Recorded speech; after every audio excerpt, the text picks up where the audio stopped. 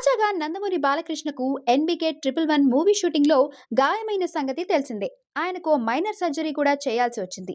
దీంతో కొద్ది రోజులు రెస్ట్ తీసుకోనున్నారు బాలయ్య. అయితే బాలయ్య అనే కాదు, పలువురు టాలీవుడ్ స్టార్స్ కూడా గాయాలతో బాధపడుతున్నారు.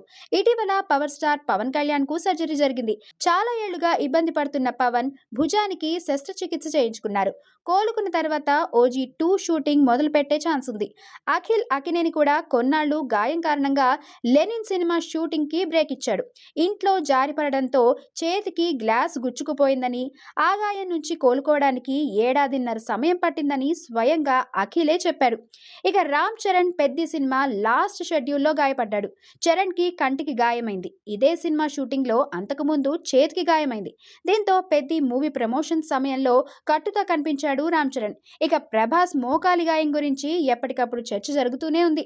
బాహుబలి సమయంలోనే ప్రభాస్ కాలికి గాయమైంది. ఓసారి సర్జరీ కూడా అయింది.